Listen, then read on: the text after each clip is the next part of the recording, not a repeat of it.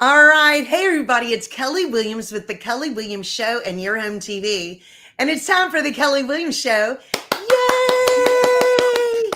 I'm so excited today because I have the gorgeous and amazing Carey Portell as my guest today. And I cannot wait for her to share her story. I'm so excited.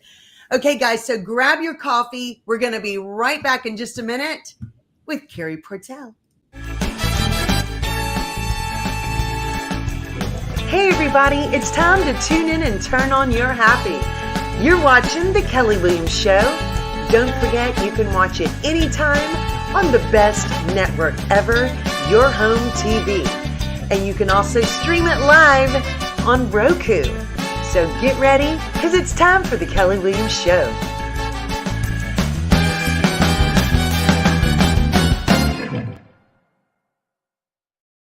All right, we are back. Good morning, everybody. And I'm so excited today because I have Carey Portell. She is a national speaker, author, show host on the Your Home TV network, and partially disabled cattle farmer, besides being the model for the whole cowboy fashion world. She's amazing. Hi, Carey. How are you? Good morning. I'm so happy to see you, Kelly. I know. I'm so excited. This is finally happening. I have been really, really looking forward to having you on my show. I'm so excited. And guys, if you are just tuning in, you are able to ask Carey a question or say hi and let us know where you're watching from. I always like to hear of where everybody's tuning in from. Carey, first of all, where are you from? I am from East Central Missouri. I'm in a very, very small town called Cuba. It's about an hour and a half west of St. Louis. So that's our closest major city.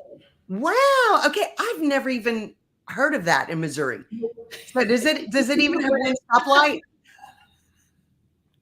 Nobody would. Whenever I say Cuba, Missouri, we just moved here 3 years ago from St. James. They're like, Cuba? You can just say you're from Cuba. Yes.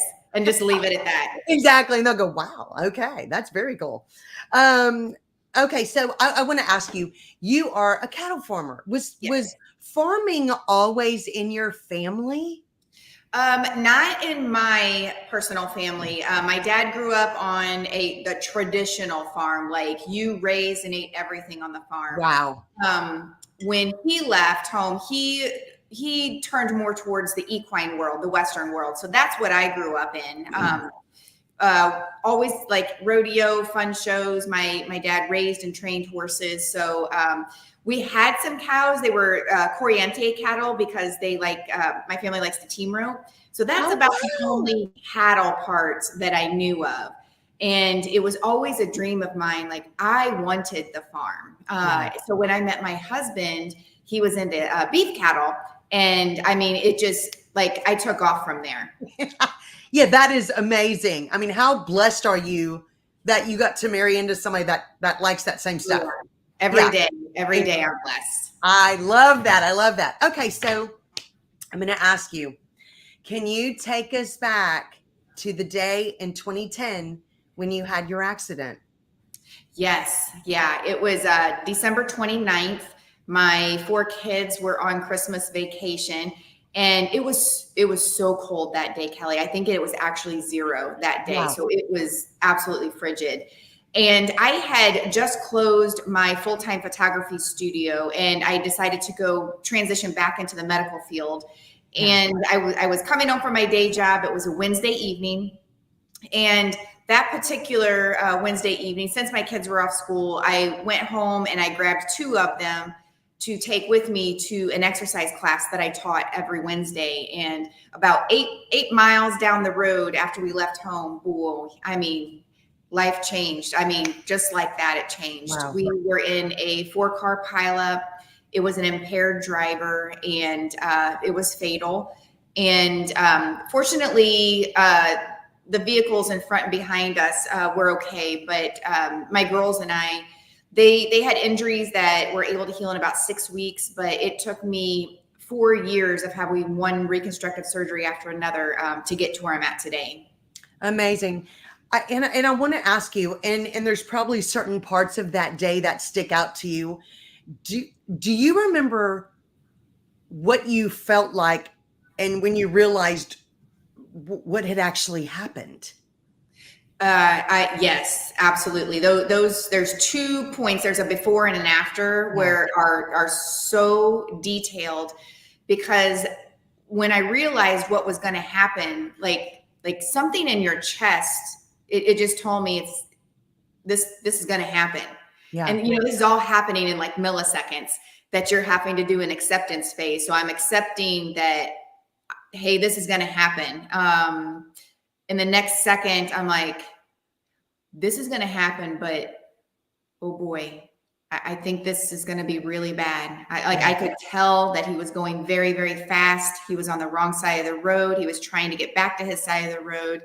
And that last millisecond before I knew that there was going to be an impact, I remember thinking, okay, is there anything that I can possibly do to maybe lessen this impact? Because I know we're going to hit.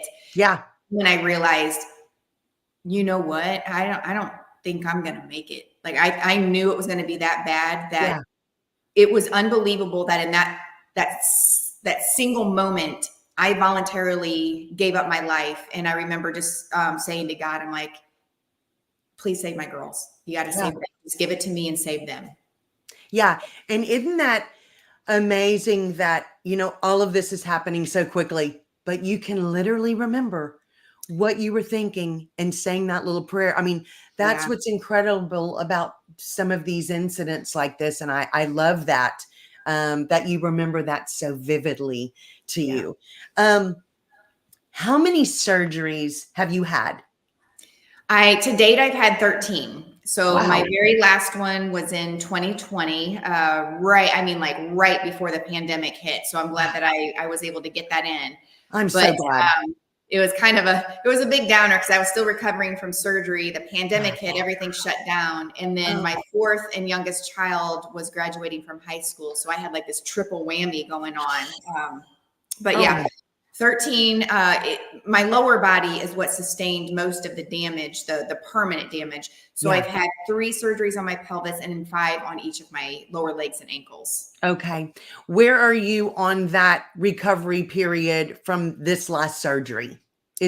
Are you starting to notice that it's, the pain is a little bit, and we're going to talk about your pain in a little bit. Yeah, it's, the pain is just always going to be there. The last surgeries, the last 4 surgeries were kind of last resorts on what they could do to decrease my pain, but still allow me to walk the steps that I do. So I only take about 1,800 steps a day because I use my little chariot here, my wheelchair, the rest of the time. But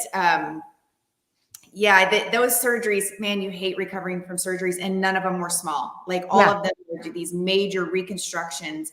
And the problem is that the injuries are so severe that my steps keep decreasing because they are deteriorating and they just don't want to hold my body weight anymore. So right now I'm at a standstill. There's really not a whole lot more they can do for me. There is talk in the future that maybe ankle replacements or 3D bone printing will happen. But my case is so severe that they're not ready to put me in there yet. Sure. Amazing. Okay, guys, if you are just joining us, we are so happy to be visiting with the incredible Carey Portell about her accident and her journey in this to help others. And we're going to talk more with her right after this commercial break. Unwind by the water at South Shore Harbor Resort, the premier waterfront getaway located just south of Houston. We are the ultimate getaway with a range of activities for all ages. Soak up the sun by our refreshing pool or spend a day on the water. Pamper yourself at the relaxing spa and savor delicious cuisine at our on-site restaurants. Book your stay now and enjoy a rejuvenating vacation experience. South Shore Harbor Resort and Conference Center. It's time to enjoy. All right. We are back with the incredible and gorgeous Carey Portell, national speaker, author, show host on your home TV network, and partially disabled cattle farmer. We just got through talking about her accident that she lived through, thank goodness. And how her 4-year journey of surgeries has gone. Carey, I want to ask you, you said it's been, 10 years of surgeries. Yeah.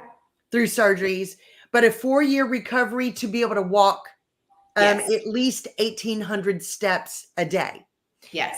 Can you tell us what that has been like? Do you remember the first time you were able to take some steps and what that felt like? Absolutely. And at that point in time, we weren't recording absolutely everything on our phones, but it was such a monumental moment that I remember asking the physical therapy staff, I'm like, can you record this just so that I can show the rest of my family? So I was able to get up on the bars whenever I was still in all of my air braces and do it that way. But the day that we recorded, I remember I walked in, I had brought a pair of tennis shoes with me, and my physical therapist said, "What are those?" And I said, "We're going to walk in these today." That's right. And he's like, "Okay." So we put them on, and I was able to use a walker for the first time. And we took, the short jaunt, around the office. And it took me a very long time because I was so slow. I was so calculated in my steps and just honestly the energy level. So that was probably about 5 or 6 months after my crash before I could finally get up on my own. You lose all your muscle. You completely atrophy. And I was so exhausted by that because he said, "Okay, you're white knuckling. I think we need to stop." Yeah. But up here, I was a beam of white teeth. I was so incredibly happy. Yeah. I'm getting like this feeling inside of me just listening to you talk about that. How amazing that must have felt. Incredible. Guys, I'm talking with Carey Portell. And if you are watching today, you can say hi. You can ask her a question. Let us know where you're watching from, because we are so happy that you're joining us today. Carey, you are a cattle farmer. And I want to know, can you take us through, what does a typical day look like for you with everything, that you've been through? Yeah, I get a lot of raised eyebrows, after I tell my story, and then I say I'm a partially disabled cattle farmer, and like, huh? It's very physical. How do you do that? Yeah. So basically I use almost all of my 1,800 steps for the cattle farming. And it was kind of my physical therapist idea, because I had so much physical therapy. And one day he just looked at me and he said, "Carey, you own a farm." He said, "Let's figure out how you can do some of the chores. So I can't do all of them. Yeah. In a certain way where you use the least amount of steps and the least amount of energies. And that's going to substitute for you continuing to come in here and get physical therapy." And I was like all about that. Wow. Yeah. Cause I wanted to get out. Oh yeah. How nice was it knowing that when you woke up, this was going to be your therapy? Yeah. You got to spend it with your animals and just get all that good, natural exercise and therapy that your body was excited for. Yes. And even if you don't have a farm, just spending time with animals it's just a motivator. It makes you feel good. So absolutely. Being able to substitute physical therapy, it wasn't just a physical therapy for me. It became an emotional therapy. It became a mental therapy because, hey, I get to contribute. I get to do something outside of the home.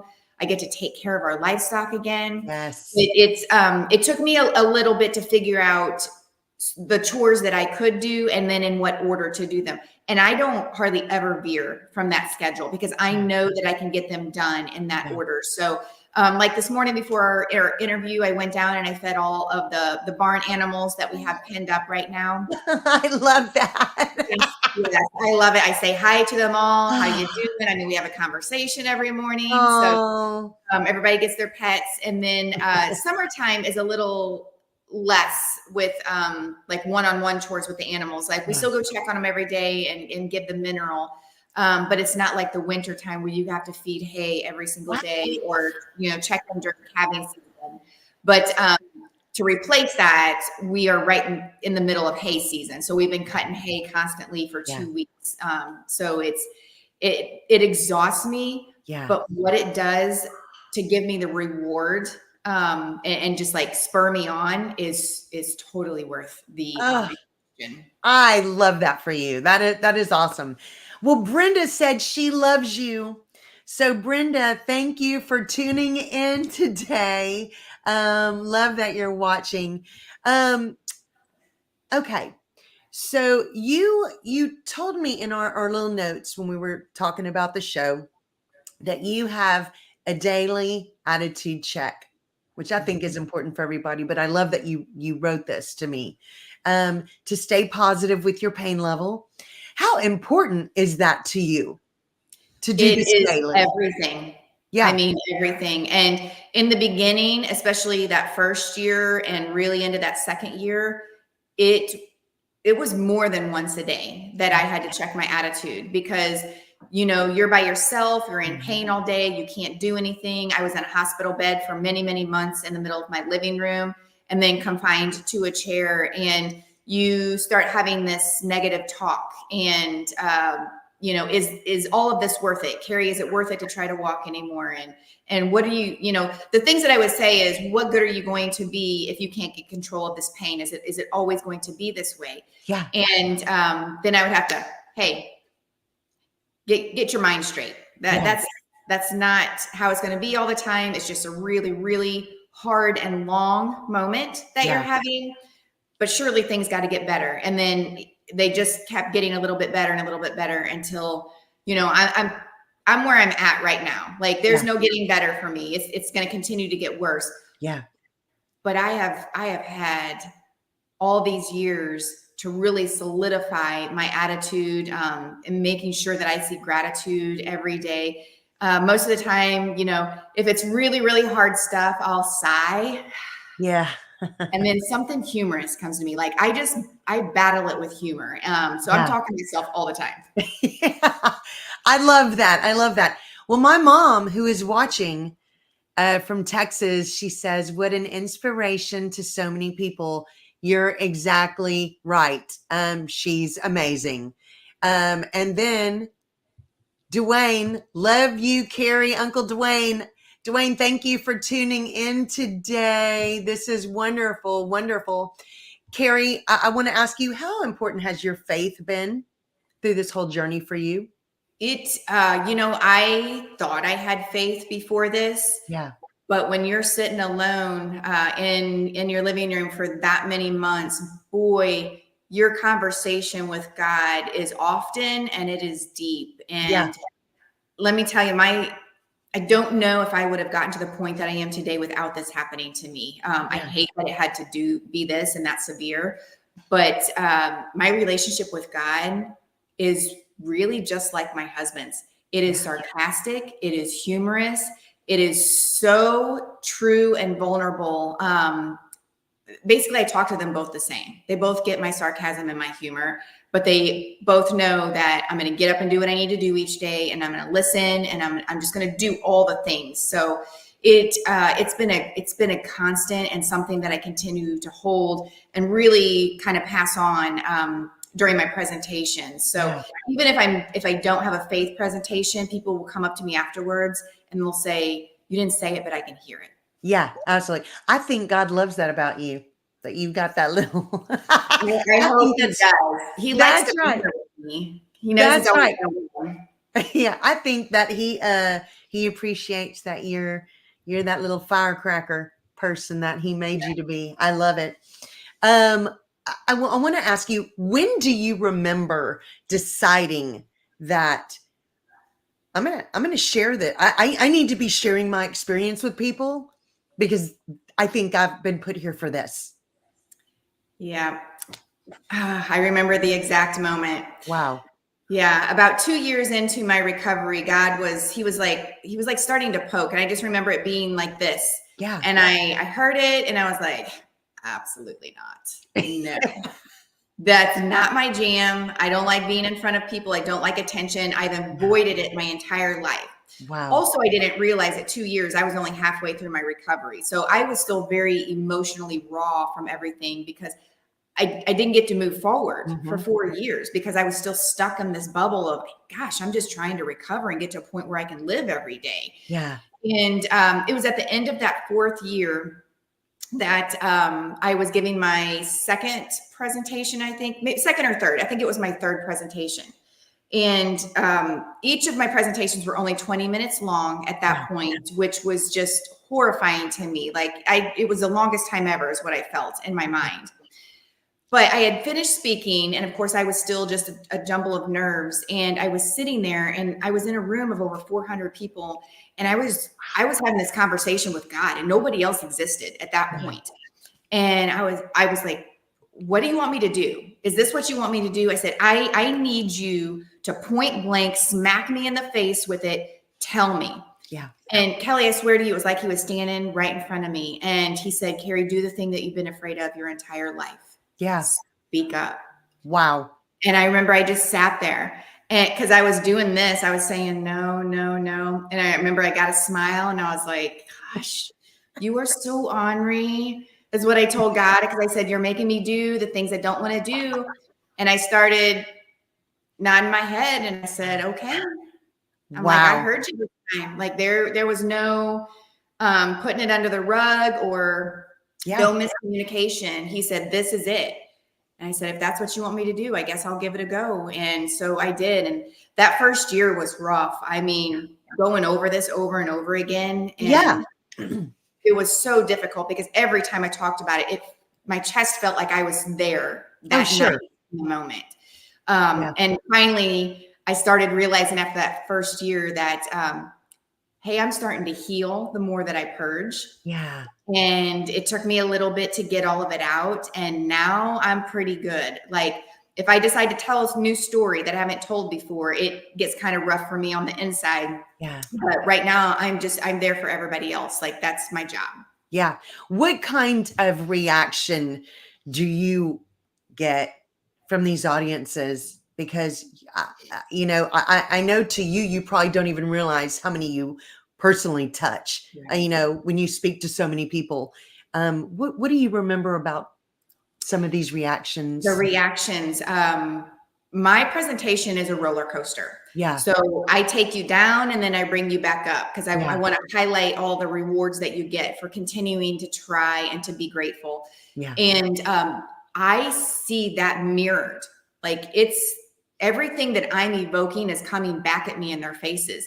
And in the beginning, I could not look at them. Yeah. I mean, I would look at the back of the room. I would look at the top of the heads. I could not look at their faces or their eyes because it was too much for me. At that point, I would start to break down. Oh, yeah. And now I look at it to make sure that I'm getting that reaction because I'm like, they're getting it. They're thinking about what's going on in their life right now. And they're thinking, oh my gosh, I can do this too. I know I can. I need to change my attitude. I need to change my perspective.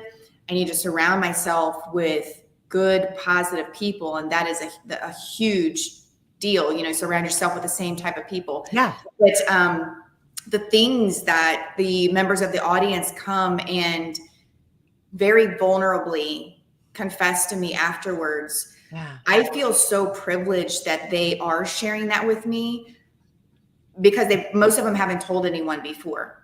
Wow. And I've given them an outlet. And, I always tell them, I'm not a professional. I'm not, a counselor or anything like that. Yeah. I can't guide you like that way. Yeah. But I can tell you what I did and how it helped me. And then maybe you can take that and apply that to your own life. Oh my goodness. I love that. I love that. Guys, if you're just tuning in, I am speaking with the incredible and inspirational Carey Portell about her journey surviving an accident with a drunk driver and what she is doing daily to inspire others to live better and have more faith and get through a lot of things that people may be going through. We are going to hear more from Carey right after this commercial break, so don't go away. Serendipity Yacht Cruises and Events wants you to come party with us. We're bringing the fun to the Houston Bay Area. Stay tuned for all of our incredible events throughout the year, featuring amazing food and drinks, live entertainment, special guests, and so much more. Fun, new, different.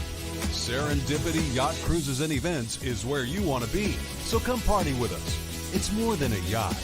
It's serendipity. All right. We are back, guys. I am visiting with the amazing Carey Portell, author, speaker, show host, and partially disabled cattle farmer. Amazing, amazing woman. Okay, Carey, I want to ask you, what do you think you have learned about yourself going through this journey? I think I never realized how deep I was going to have to dig to get out of this hole. Yeah. And that I think that the biggest thing was that I really needed to count upon myself. Like I needed to be my own best coach, my own best motivator. I couldn't constantly count on somebody else to be there to motivate me. I had to do that in those dark moments because, you know, you're with yourself 24/7. So other people can't be with you all the time. And honestly, it's just when other people have to do it all the time, it becomes exhausting for them. You know, you're exhausting them with your problems. Even though my family was very willing to be there, especially my husband and my kids. Yeah. But just always striving towards that next goal, that next reward, even if it's so trivial. Just being able to accomplish something or saying, man, I gave it my best and it's just going to happen, which has happened with me because there's some things physically that I'm just not going to be able to do anymore. Yeah. Just always having that gratitude in the bottom of your stomach to say, okay, that didn't work or that didn't turn out exactly the way that I wanted to do, but look what I can do. Look what I can still do. And I'm still alive. Yeah. Absolutely. Well, and speaking of your family, I wanted to ask you, how important has your family been through all of this? They were the epitome of being there. Yeah. So I always tell everybody, you know, I know it's kind of overused, but you got to find your reason why. It's overused because it's true. Yeah. So when I was laying there for so many months in that hospital bed, you know, asking myself, man, is this all really worth it? This and that.